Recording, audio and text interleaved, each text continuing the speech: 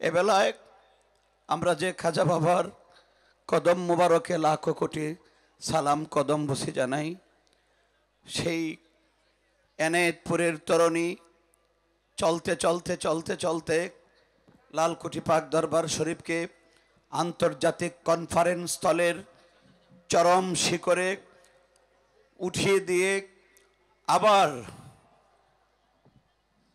সেই মহানায়ক যিনি শিশু অলি খাজা রেজাউল হক রেজা শাহ কুদ্দেসা সিরহুল আজিজ হুজুর পাককে বেলায়েতের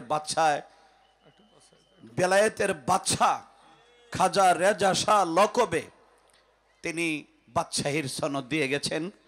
সেই তরিকতের মহান বাদশাহ, বেলায়েতের মহান বাদশাহ, লাখো কোটি আশেক প্রেমিক পাগলদের আত্মারাজ্যের মহান সম্রাট আর কুতুবুল এরশাদ আলহাজ আল্লামা শাহ সুফি খাজা বাবা রেজা শাহ পীর কেবলা জানের পবিত্র জবান থেকে, বেলায়েতের জবান থেকে আমরা এখন শুনতে যাচ্ছি সারাবান তাহুরা।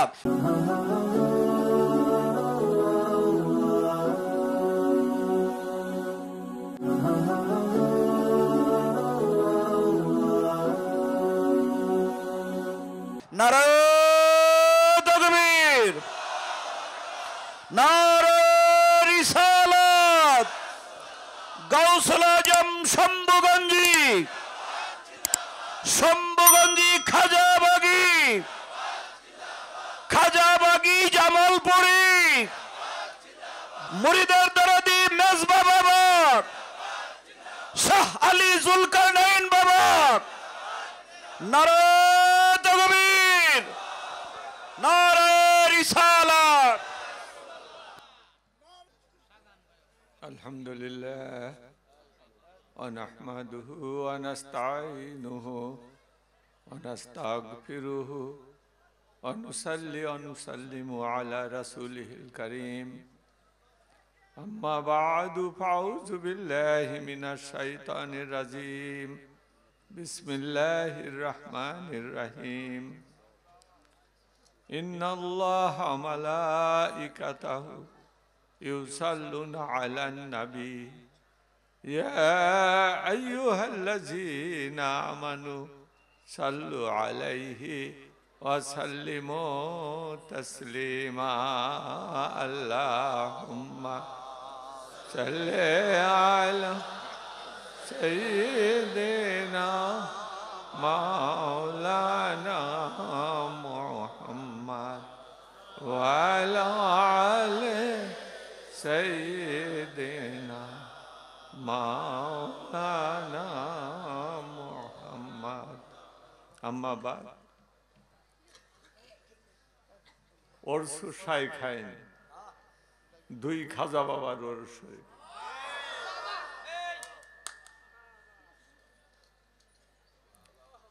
এই নিয়মটা ইসলামের ভিতরে প্রচলিত হয়ে আসছে যে অনুষ্ঠানগুলো যে করা হয়, ধর্মীয় অনুষ্ঠান, ইসলামের ভিতরের যে ধর্মীয় অনুষ্ঠানগুলো, এগুলো দুই ভাবে করা হয়।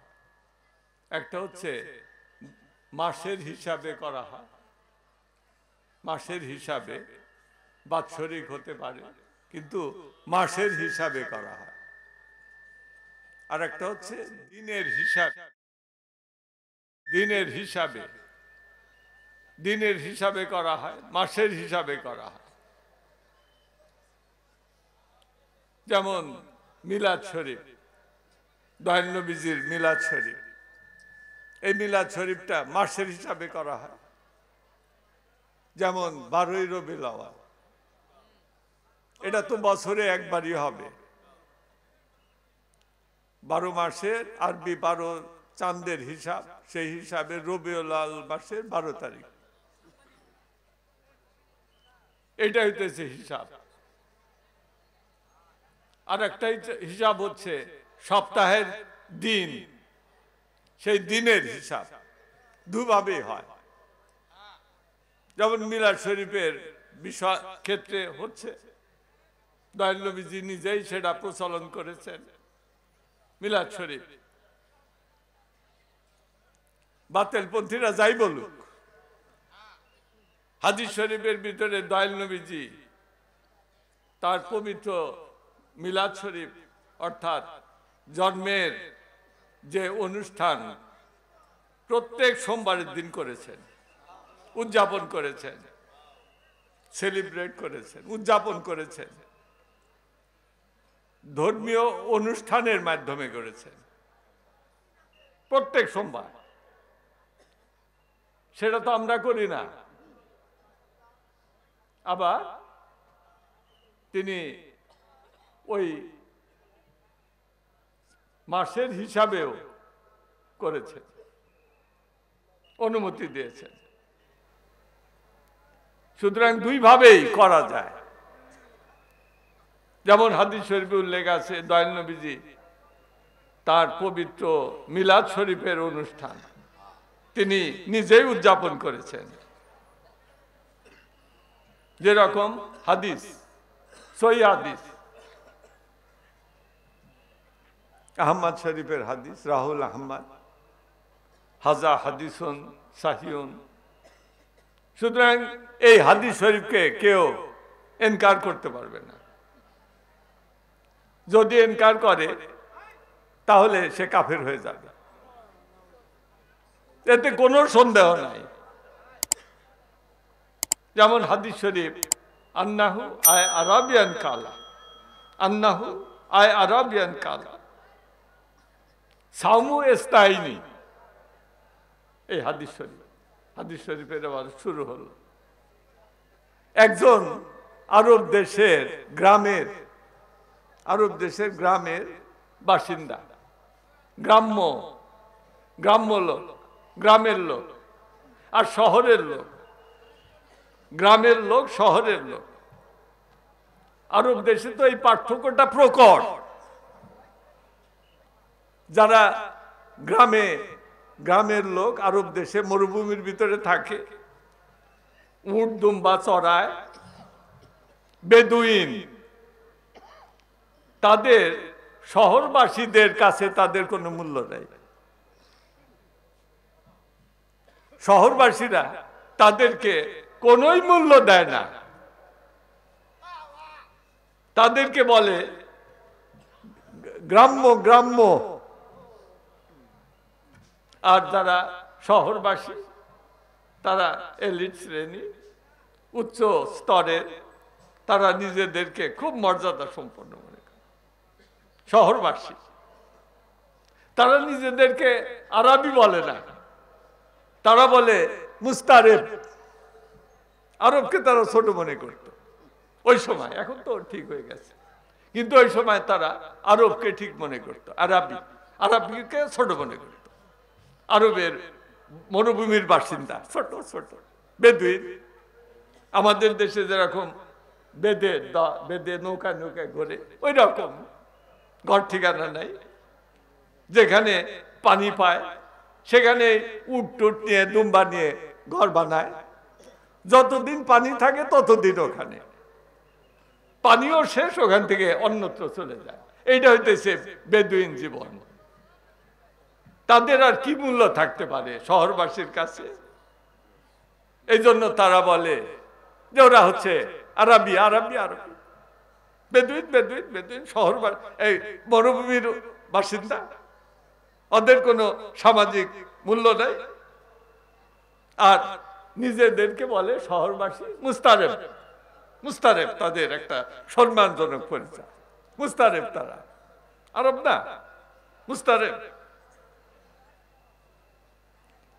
কিন্তু হিসাব তো আল্লাহর খাতায় অন্যরকম। ওই আরব দেশের গ্রাম্য আর আরব দেশের শহরবাসী, এই যে পার্থক্য, এটার আল্লাহর হিসাবে কিন্তু এরকম না। আল্লাহর হিসাব কিরকম? আল্লাহর হিসাব হচ্ছে কে ঈমান আনলো, কার দিলের ভিতরে ঈমান আছে, সেই শ্রেষ্ঠ। সে আর গ্রামের হোক আর শহরের হোক, সে বেদুইন হোক বা শহরবাসী হোক, উচ্চ শ্রেণীর হোক, আল্লাহর কাছে সে মর্যাদা না। এই পার্থক্য ওইভাবে কাঠদেলের ভিতর ঈমান আছে, সে যদি বেদুইন হয়, কৃতদাস হয়, যেমন হযরত বেলাল রাদিয়াল্লাহু তাআলা কৃতদাস, কিন্তু তার মর্যাদা কত উপরে। হযরত বেলাল আজান না দিলে সেই আজানকে আল্লাহর আরশে পুছতো? সূর্য থেমে গেছিল না? ফজরের আজান অন্য আরেকজন সাহাবী দিছিলেন, বেলাল, তিনি হযরত বিলাল, তিনি বেদুই, এই ওই কৃতদাস এবং এই আবিসিনিয়ার অধিবাসী, আবিসিনিয়া নিগ্রো, কালা, আরব দেশ থেকে আসছেন। তিনি আরবি উচ্চারণও ভালোভাবে করা পারেন না, আরো আরবি উচ্চারণটা লাহনে জলি কয়, লাহনে জলি হয়েছে, লাহনে জলি। এইভাবে যখন হযরত বেলাল রাদিয়াল্লাহু তাআলা আনহু মক্কা বিজয়ের পর তিনি নবীজিকে বললেন যে ইয়া রাসূলুল্লাহ, মক্কা শরীফে আসলাম, আজান দেওয়া লাগবে না? দয়াল নবীজি বলে আজান দাও, আজান দাও। কয় কোথায় আজান দেব? যে আল্লাহর ঘরের উপরে ওঠো, আল্লাহর ঘরের উপরে উঠে আজান দাও। দেখেন মারিফাতের কি খেলা। ওই সময় আবু জেহেল, আবু জেহেল না, ওই আবু সুফিয়ান আছেন। আবু জেহেল তো ওই বদরের প্রান্তরে হালাক হয়েছে, হালাক হয়েছে না? তো এখন মক্কার ওই সময় শাসনকর্তা আবু সুফিয়ান, তিনি সদ্য ইসলাম কবুল করছেন। কিন্তু হযরত বেলাল তিনি গিয়া নবীজি বলতেছে উপরে ওঠো, আল্লাহর ঘরে উপরে ওঠো। উনি আল্লাহর ঘরের উপরে উঠছেন, বা আল্লাহর ঘরের উপরে উঠে গেছে, উইটার ছেড়ে বেকা দেয় উঠছেন। অন্য আল্লাহর ঘর ছাড়া অন্য জায়গায় যদি দূরে থাকা যায়, তাহলে যেদিকে আল্লাহর ঘর ওই দিকে মুখ করে আজান দেয়। এখন আল্লাহর ঘরের উপর সে কোন দিকে মুখ করবে? বিবাদ হয়ে গেছে না? তখন তিনি বলতেন ইয়া রাসূলুল্লাহ, আমি এখন কোন দিকে মুখ করে আজান দেব? কোন দিকে মুখ করে আজান? তখন নবীজি বলেন আমার দিকে মুখ করে আজান দাও। এর ভিতরে মারিফাতের ইঙ্গিত আছে না? আজান দিলেন, আর নিচের থেকে আবু সুফিয়ান কইতেছে যে আল্লাহর ঘরের উপরে কালা কাইয়াটা উঠছে কে? মন্তব্য, আল্লাহর ঘরের উপরে কালো কালো কাক, কালো কাইয়া।